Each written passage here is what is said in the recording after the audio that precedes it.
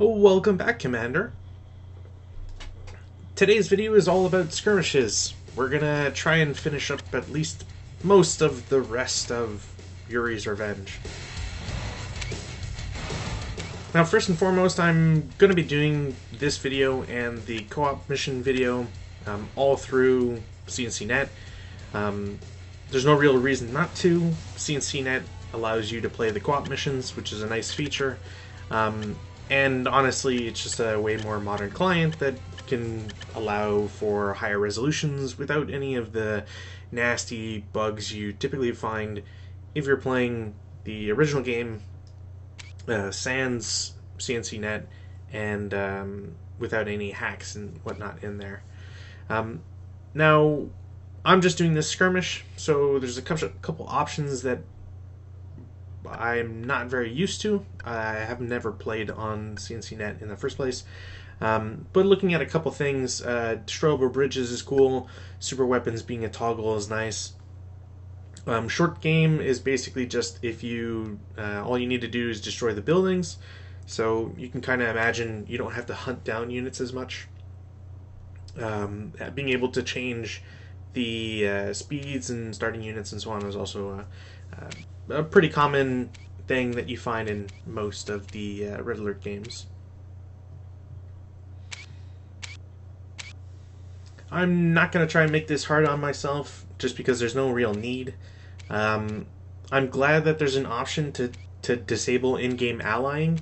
That was a notable feature, I guess we'll call it. I prefer to call it a bug. But in previous Red Alert games, there's always a tendency by the AI to ally each other, and it made it really hard for a human player because you kind of felt yourself always playing against the AI and all of the AI. As well, since I'm not going to be doing any huge post on all of the details for the buildings, because this is just skirmish, so anytime a new unit shows up, I'm going to have the unit cards in the top left, as we just saw for the initiates and the lasher tank. Again, these are only for units, not for the buildings, and there's going to be like one or two exceptions for just stuff I don't build, so keep an eye out in that area. Now, as you might imagine, going through the normal tech experience and going through skirmish, it's just a matter of finding out where a weakness is in your opponent's base, trying to exploit it, and so on. How can I assist? I also have no real experience with any of Yuri's units, so here's me just trying some stuff out with, say, a Magnetron. Sadly, I was expecting more from them, in a way, but yeah. They just tend to be weak. It's nice that they can effectively sequester a unit out of the fight, but that's about it. New construction options.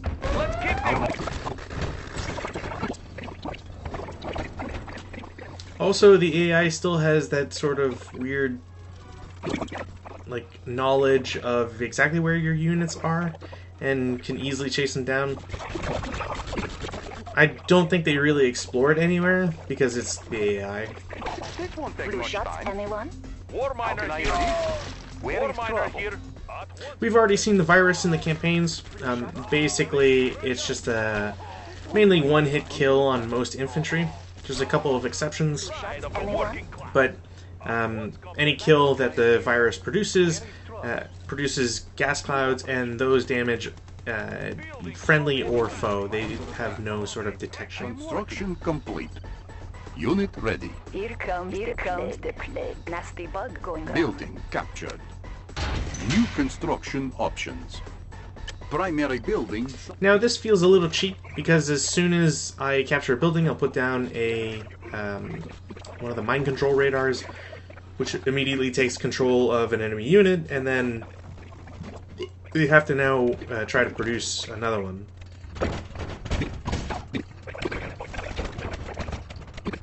It's sort of why I can see a lot of people's griefs with the Yuri faction. Now, again, this is on easy, so none of the attacks that they bring up against me are all that strong. And at least one of the AIs will start sending more mechanical units at me, so I don't have the luxury of taking control of them. But that's never really an issue. Construction complete. Understandable. All power. Building. New construction options. Also, you should always be mindful of your power situation. It's also a little annoying because the way that it tends to work, or at least from my experience, is that there's no preference, or there doesn't seem to be a preference on which unit mind controls another and which one like gives up. In the sense that it kind of just picks at random a Yuri to drop control of a previously controlled unit and then subsequently control the new target. I guess what I'm trying to say is that if you happen to play this and you have Yuris, just have them in their own group and never really try to do anything too crazy with them. Or just make sure you never lose power, one or the other.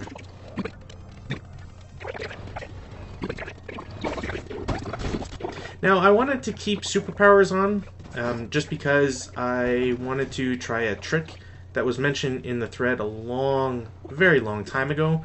But sadly, there's no cows or other animals on the map, which struck me as a strange oddity, but something I have to, well, I'll just have to live with.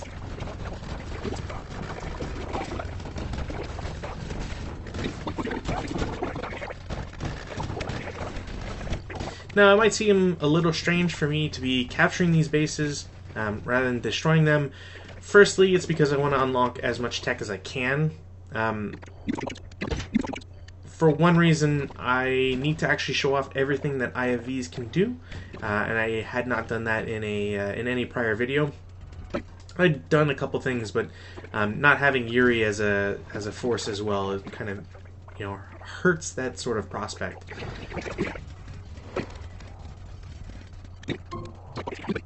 The other thing too that's a little annoying is that I believe it might have been mentioned in a previous video, or at least hinted at, if not in video, at least in the thread, where there are two units that are essentially locked behind spies.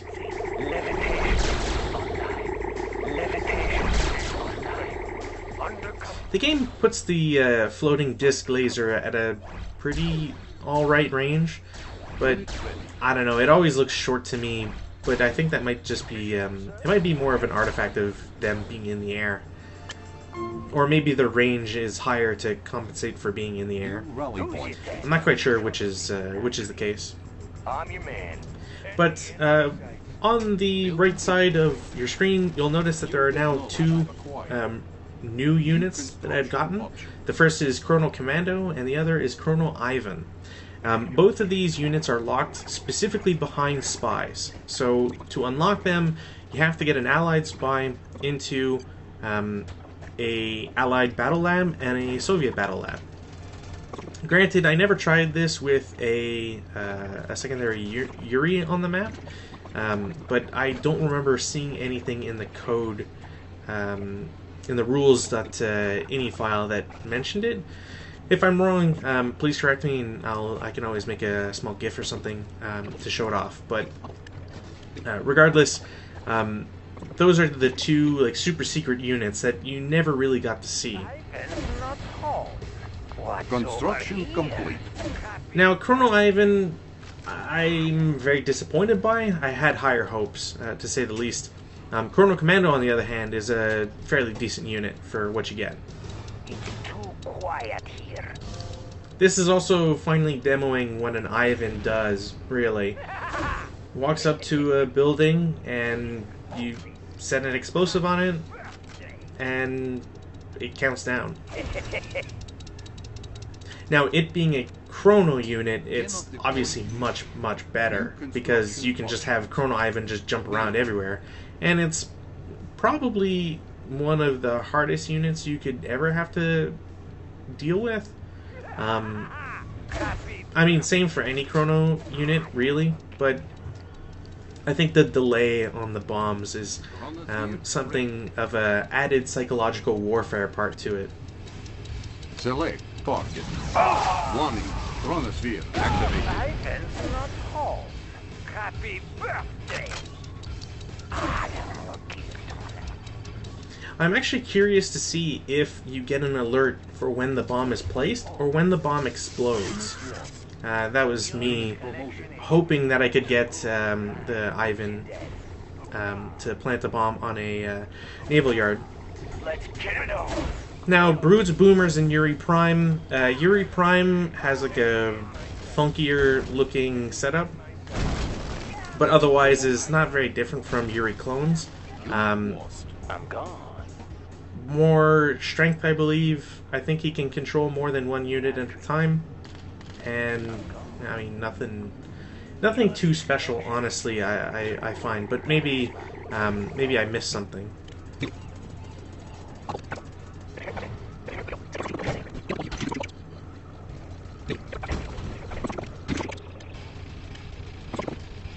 Now, as we saw earlier when I was fighting the blue base, Chrono Commando, it's like a Navy SEAL, except it transports itself much faster around the map, which is very nice.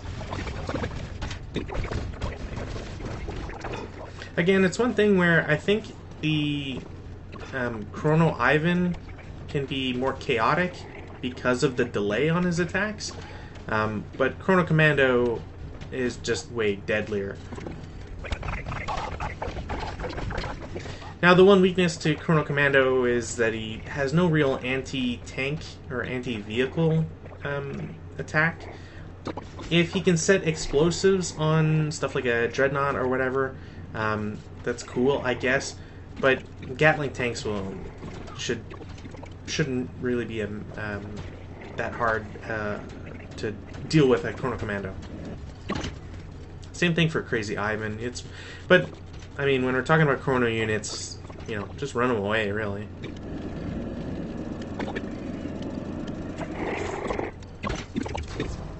Now, floating discs, I was really hoping that they could, you know, shoot down at the buildings, but everything I tried didn't work. They only ever seemed to just deactivate a building. That's about it. Chronosphere activated. Warning, Iron Curtain activated.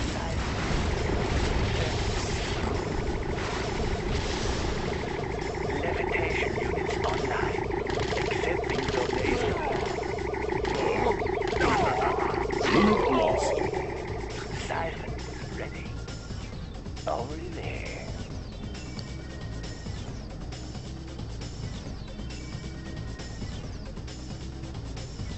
This is the only thing that sucks about having not completely upgraded Chrono Legionnaires. Also, I'm scanning the map here forever because I haven't won, and okay, maybe it's because I have mind-controlled units, so I start taking those out, but that doesn't do anything. And it dawns on me that, you know what, the last Russian player may have also, like, he had a naval yard, so he probably also built naval units. Well, how do you search effectively for a submerged unit?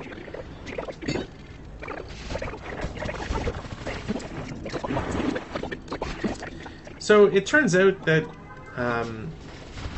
Yuri's, I think it's his Dominate ability, it reveals subs for whatever reason, but you don't actually control them. So here I am just trying anything to see if I can make them appear, but it doesn't work. And before I forget, Chaos Drones and Masterminds, I never used either of them. I mean, Masterminds are big and slow, Chaos Drones are light and fast. They each have interesting things, but I don't know. I'm not really a fan. Activated. Oh, so it was the genetic mutator that apparently reveals subs. I don't know why. Also, in skirmish, the dominate ability causes a bunch of explosions. I'm not sure if that's an intended thing to happen or if that's like something that they added for non-campaign stuff. Adjustments. Watch my dust. Now, lastly, we're going to have just the little video that just shows all of the different things you can have in the IFVs. This is a different mission, obviously. It's still skirmish, and there's a few things that are... there'll be a few things that are missing, but not for lack of trying.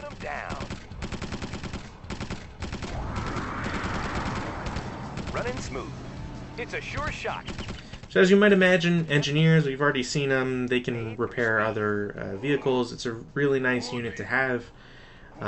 Infantry, like GIs going in, just turns the turret into a Gatling turret. Nothing special to it. Brutes can't get into IFVs. They're classified as having a size that's too large. Psychic Dominator. We've got him.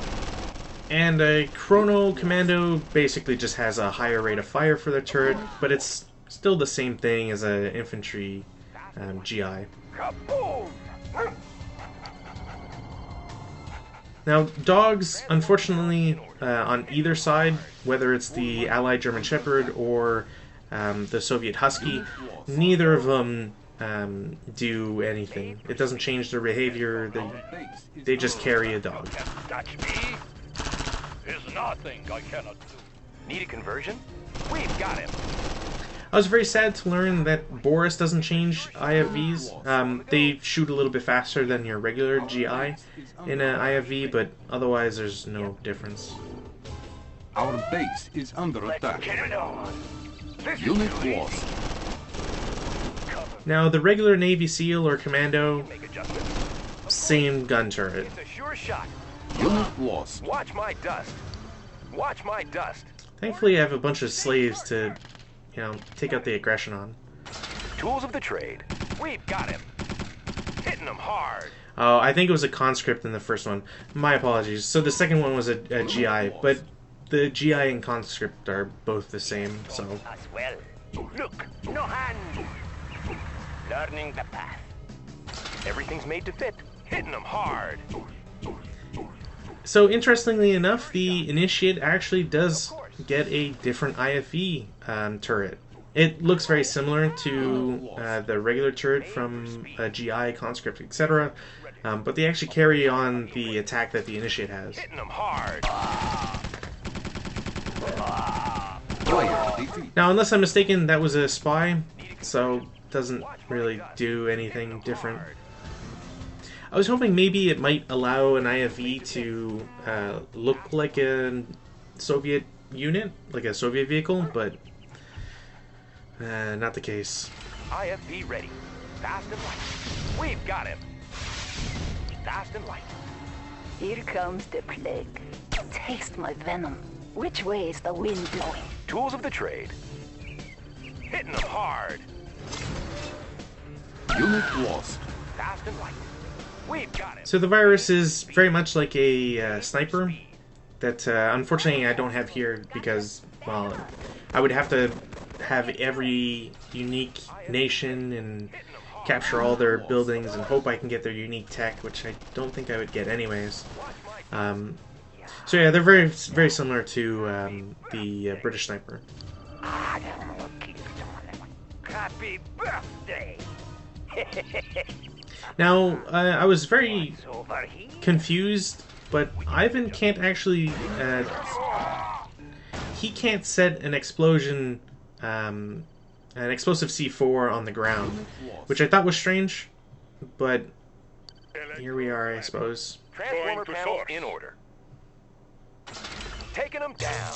Unit lost. We've already seen the shock trooper, just light Tesla coil. Something to think about. Not to say it's bad, but He will do has as its I uses. say. Goes without saying. IFV ready. Yuri is one of the more disappointing ones. Also, I think this is a glitch, because normally it doesn't ever shoot this that quickly. Made for speed. Unit lost. Or at the very least, I couldn't get Yuri Prime to shoot that quickly. Made to fit. Hitting them hard. On the go. Unit lost. Now, Chrono Legionnaire seems to be one of the more useful ones. It's essentially the Chrono Legionnaire outside of an IFV, but with the speed and protection of the Tools IFV. of the trade. Yep. Transformer panels in order. Now, because I'd killed a couple of my units in a explosion from one of my IFVs, thankfully I had some clones, a clone vat up, and we can get this done. Chrono Ivan is the exact same as regular Ivan, so if you have a Chrono Ivan, Got him. don't really waste it. What is it now? They're attacking Unit me. What lost. is it now? Tools of the trade. The Flak IFV is actually one of the better ones. I feel like the range is increased by quite a bit.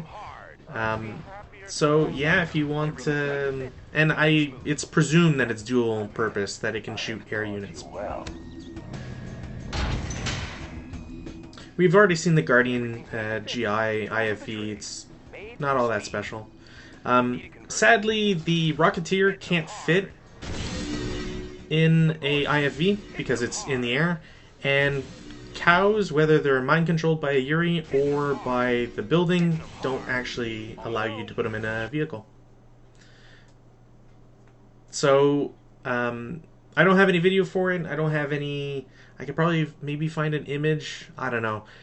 Essentially, what happens is that if you manage to put a cow, any animal really, typically people reference the cow. Polar bear works, etc.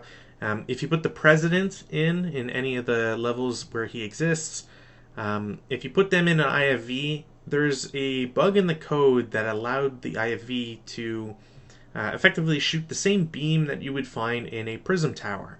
However, the thing to keep in mind is that it actually fires faster, had, I believe, a longer range, and did more damage. There's no real good way to trigger it during any of the missions, during any skirmish. This was obviously something that they only really found out once Yuri's Revenge came into play, because there's very rarely any sort of sequence where you could have it occur. I don't believe it's possible in the regular campaign. But in any case, even if you use Dominate, the mind control special super weapon, it doesn't allow you to garrison any cow or anything, which I thought would have been possible, since generally speaking, the only reason why you can't garrison mind-controlled units is because they're still attached to a building or a unit. So having them go into garrison breaks that link, whereas Dominate just should make you control that unit. It's not attached to the super weapon at all. In any case, that's it for the Skirmish Showcase, along with the IFV stuff. Last up will be just a video on the co-op missions, and then probably a really casual look at the mission maps.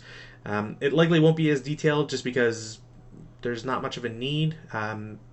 By Red Alert 2, they're not doing anything too crazy with the triggers, I find.